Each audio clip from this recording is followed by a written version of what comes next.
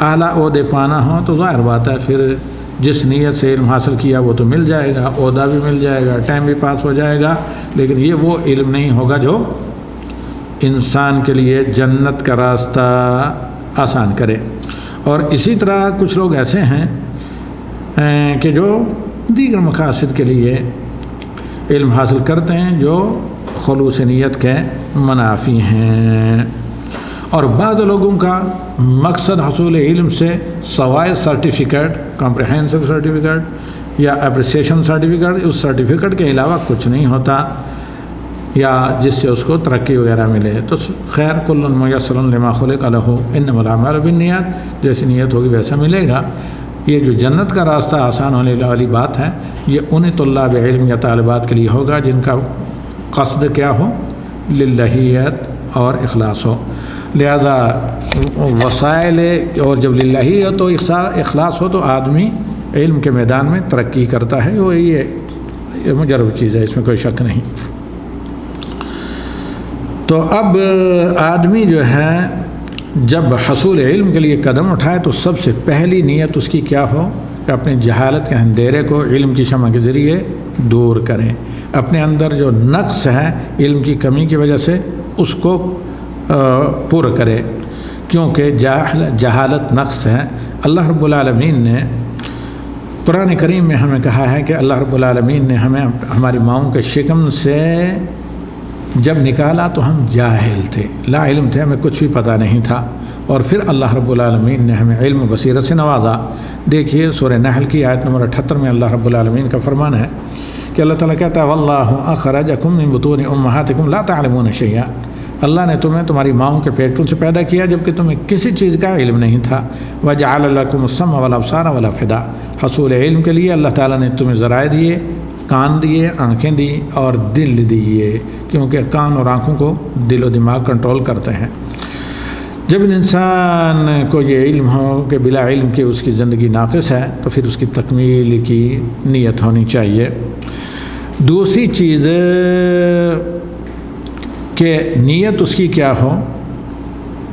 علم کے شرف کو پہچانے اور علماء دین کے شرف اور مقام کو پہچانے، اور جب اسے یہ پہچان ہو جائے گا کہ علم فضیلت کا سبب ہے اور یہ فضلاء کا پیشہ ہے، اور علماء جو ہیں وہ انبیاء کے بعد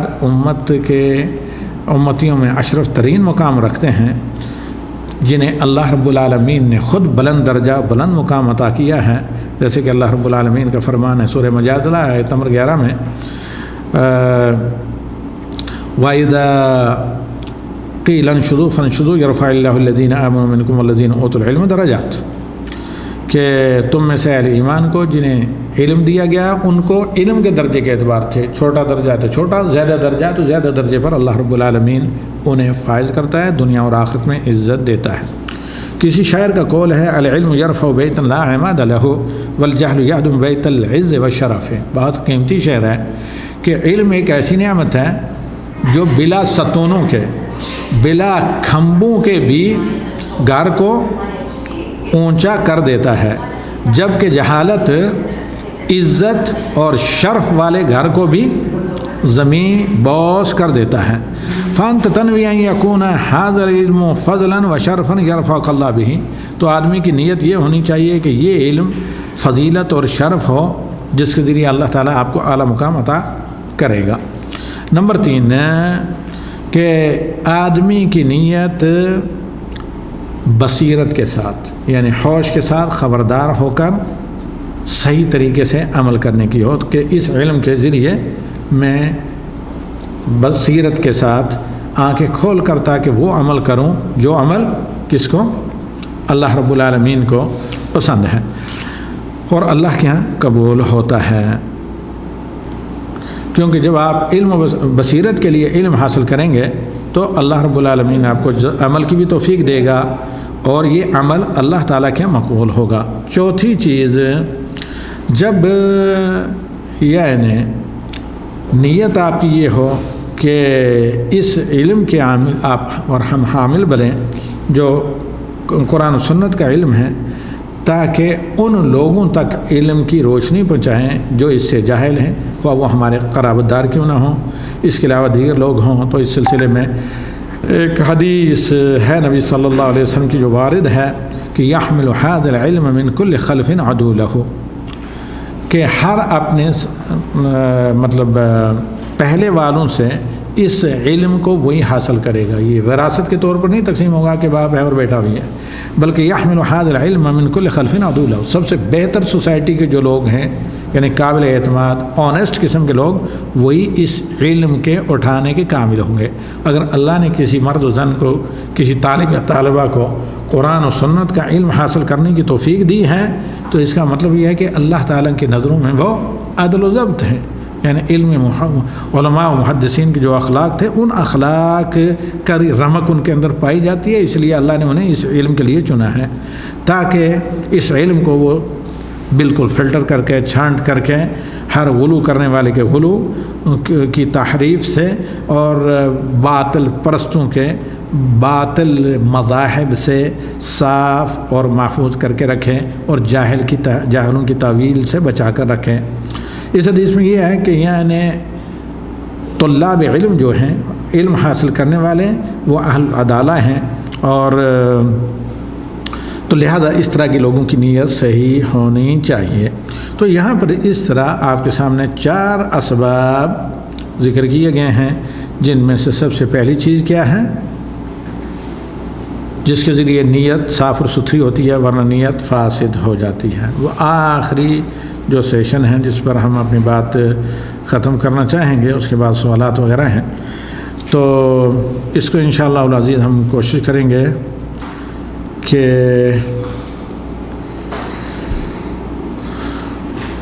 مختصر کر کے آپ کے سامنے بیان کریں. تو حصول علم کے جو آداب ہیں موٹے موٹے چند ایک ہیں، جن میں سے بعض کو ہم یہاں پر ذکر کر رہے ہیں. سب سے پہلے جب آپ حصول علم کے لیے بیٹھیں تو ادھر ادھر اپنے آپ کو بزی کرنے کے بعد مشغول و مسرور رکھنے کے بعد پوری توجہ کلاس میں اپنے ٹیچر استاد کی طرف سے ہو، حتیٰ کہ عام جو علوم بھی پڑھتے ہیں میڈیکل وغیرہ، پوری توجہ احضار القلب کہتے ہیں طلب کلاس میں. اور پھر آدمی کو زیادہ وقت امتحان کی تیاری دیگر تیاریوں میں نہیں دینی پڑتی اگر احضار قلب کے ساتھ، یعنی بہوش حواس پوری توجہ فل کنسنٹریشن ترکیز اور فوکس کر کے کلاس میں بیٹھیں. دوسری چیز شوق ہونا چاہیے، علم پڑھنے کا شوق نہیں ہے تو فوراً بور ہو جائے گا آدمی. تو حصول علم پر تیسری چیز ہے اس کے لیے وقت آپ نکال کر رکھتے ہیں. وقت کسی کو ہی نہیں ملتا، کھیل کود کرنے والوں کو بھی نہیں ملتا، پورا دن کرکٹ میچ دیکھنے میں گزار دیتے ہیں یا اور پتے وغیرہ تاش پتے کھیلنے میں گزار دیتے ہیں، تو وقت کسی کے پاس نہیں ہوتا. اور وقت مشغول ترین انسان مرد و زن کے پاس بھی ہوتا ہے کہ اس کے لیے آپ کو وقت کی قربانی دینی پڑے گی اور مال کی بھی، اور وقت آپ کو نکالنا پڑے گا. اور اسی طرح چوتھی چیز کہ بلا صبر کے نہیں ہو سکتا ہے کبھی آپ کلاس سے بور ہو جائیں، کبھی بات تو آپ جانتے ہیں قیمتی ہے اچھی ہے لیکن آپ کو انداز پسند نہ آئے، کبھی یہ ہے کہ اتنا ٹائم دینے کے لیے آپ تیار نہ ہوں، کبھی جو تھوڑا بہت خرچ ہوتا ہے یا کوئی آدمی کام کر رہا ہے ٹیکسی ڈرائیور ہے اس طرح کچھ ہے دکاندار ہے کہ میرا تو اتنا حرج ہوگا اتنا نقصان ہوگا وغیرہ، تو ان تمام خواہشات کو لگام دے کر جب تک آدمی صبر اور برداشت نہیں کرے گا تو علم نہیں مل سکتا. ایک کسی شاعر کا بڑا اچھا شعر ہے، وَالنَّفْسُ إِلَّا حَيْثُ يَجْهَلُ الْفَتَى فَإِنْ أَطْمَعْتَ طَاقَتْ وَإِلَّا تَسَلَّتْ. کہتے ہیں آدمی کی روح، آدمی کا نفس قابو میں ہوتا ہے. آدمی اچھی جگہ اسے لگانا چاہے گا وہ لگے گا، اگر بری جگہ لگا دے گا وہ وہیں لگے گا. اور اگر آپ خیر کے طمع خور ہیں تو آپ کا دل شوق سے اتر جائے گا اور اسے تسلی بھی ہو جائے گی. یعنی آپ کئی سال طالب علم کے لیے دیں یا کلاس میں بیٹھیں. وَالنَّفْسُ كَالطِّفْلِ إِن تَحْمِلْهُ شَبَّ عَلَىٰ. انسان کی روح بچے کی طرح ہے، اگر اسے بے لگام چھوڑ دیں گے تو وہ کیا عیاشی میں لگا رہے گا، اس کو جو ہے نا اس میں عیاشی اور خواہشات نفسی سے فرصت نہیں ملے گی. شب وہ بوڑھا ہو جائے گا، حب رضا یعنی دودھ پینا کبھی وہ چھوڑے گا نہیں. وَإِن تُحْسِنُوا يَنْفُتْ. اگر اس کو آپ دودھ پینے پر پابندی لگا دیں گے تو بسا اوقات 2 سال کے بجائے 1.5 سال میں وہ چھوڑ دے گا۔ کہنے کا مطلب یہ ہے کہ بچے کو بھی اگر 6 سال تک بھی آپ دودھ نہیں چڑھائیں گے، اسے ملتا رہے تو وہ نہیں چھوڑے گا، وہ ماں کے سینے سے لگا رہے گا۔ اسی طرح نفس بھی خواہشات کا خوگر ہے، نفس کو آپ کو لگام دے کر حصول علم کے لیے وقت دینے پر، ٹائم دینے پر اس کا پابند بنانا پڑے گا۔ اسی طرح نمبر 5 کنٹینیوشن، استمرار، یعنی آپ کو ایک تسلسل کے ساتھ علم حاصل کرنا پڑے گا، منمانی کی طرح نہیں، جب آئے کلاس میں حاضر ہوئے، جب آئے چلے گئے۔ ایسا اگر کریں گے تو پھر علم میں کامیابی آپ حاصل نہیں کر سکتے۔ 6ویں چیز تکرار، یہ نہیں کہ آپ نے مدرسے میں پڑھ لیا، کالج میں پڑھ لیا، قرآن حفظ کر لیا، چند حدیثیں حفظ کر لی، پھر اس کے بعد چھوڑ دیا، تو وہ آپ کے آخر میں پہنچنے سے پہلے شروع کا بھولا ہوا ہوگا۔ تکرار یہ کہ آپ اس کو استعمال کریں، دوسروں تک پہنچائیں، خود بھی مراجعہ کریں، مطالعہ کریں۔ 7ویں چیز، جو آپ سن رہے ہیں، جو لکھ رہے ہیں، پڑھ رہے ہیں، اس کو کیا کریں؟ محفوظ کریں۔ محفوظ کے موجودہ زمانے میں کئی طریقے ہیں، ریکارڈنگ ہے اور کاپی وغیرہ کرنا ہے، دیگر بہت سی چیزیں، لیکن عموماً قدیم زمانے میں کیا تھا کہ لکھنا۔ ایک نوٹ بک ہونی چاہیے، عربی آپ کو سیکھنی ہے، دینی مسائل سیکھنے ہیں، اس پر اہم نکات، پوائنٹ آپ نوٹ کر کے رکھیں۔ میں جانتا ہوں ہم میں سے جس نے عربی میں بہت جلد مہارت، بعض علوم میں مہارت حاصل کیا، تو ان کا کام یہ تھا کہ اپنے نوٹ بک میں اہم پوائنٹ اور تعبیرات اور نکات لکھا کیا کرتے تھے، تو اسے لکھا جائے۔ عربی کا بڑا ایک قیمتی شعر ہے جسے ہمارے ایک شیخ اکثر پڑھا کرتے ہیں، اس شعر کو تو پہلے پڑھیں گے، لیکن علماء کا ایک مقولہ ہے طالب علموں کے لیے، وہ یہ ہے کہ انما حفظ فر وما کتب کر، کہ آپ نے جو حفظ کیا رکھا وہ بھاگ جائے گا، بول سکتے ہیں آپ۔ وما کتب، جو آپ نے لکھ کر نوٹ بک بنا کر اپنے پاس رکھا ہوگا، وہ آپ کا ذہن نشین ہوگا، ہمیشہ ذہن نشین ہو کر رہے گا، کہیں جائے گا نہیں۔ وہ کیا ہے؟ ما حفظ فر وما کتب قرہ کا مطلب وہ قرار پکڑتا ہے آپ کے دل میں، کیونکہ جو لکھا ہوا کبھی بھی آپ مراجعہ کر کے اسے استفادہ کر سکتے ہیں۔ اور اہل علم نے علم کو شکار سے، ہنٹ سے تشبیہ دی ہے، تو لہذا بعد اہل علم نے کہا العلم صید والکتابۃ قیدہ قید سیودک بالحوال الواسقہ، علم شکار ہے، لکھنا کیا ہے؟ اس کی بیڑیاں ہیں، تو لہذا اپنے شکار کیے ہوئے اپنے شکار کو مضبوط رسیوں کی طرف باندھ کر رکھیں۔ فمن الحماقۃ ان تصید غزالۃ، اس سے بڑی حماقت کیا ہو سکتی ہے کہ آپ کسی ڈیئر، کسی ہرن کو شکار کریں اور پھر لا کر محلے میں یا بستی میں ایسے کھلا چھوڑ دیں، وتترکھا بین الخلائق تالکا، پھر اسے کھلا چھوڑ دیں۔ اور اسی طرح یہ بہت سی چیزوں کا ایک حدیث میں نبی صلی اللہ علیہ وسلم نے اونٹ سے مثال دی ہے کہ جس طرح بے مہار اونٹ ہو، کہیں بھی بھاگ کر چلا جائے گا، تو قرآنی آیات کو حفظ کر کے رکھیں۔ 8ویں چیز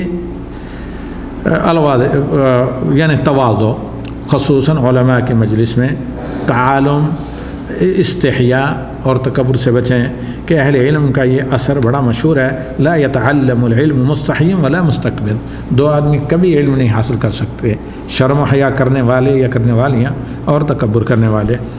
تو اسی پر ہم اکتفا کرتے ہیں۔ یہ وہ وسائل ہیں جن کے ذریعے طالب علم صحیح علم کو حاصل کر سکتا ہے، اور بلا شک یہ معلوم ہونا چاہیے کہ علم موہبہ ربانی ہے، اللہ تعالیٰ کا ایک ہبہ ہے، لہذا اللہ سے طلب کرنا چاہیے۔ تو ہم اللہ سے دعا کرتے ہیں ربی زدنی علما، اللہم انا نسألک علما نافعا ورزقا طیبا وعملا متقبلا۔ والسلام علیکم ورحمۃ اللہ وبرکاتہ۔ ٹائم تو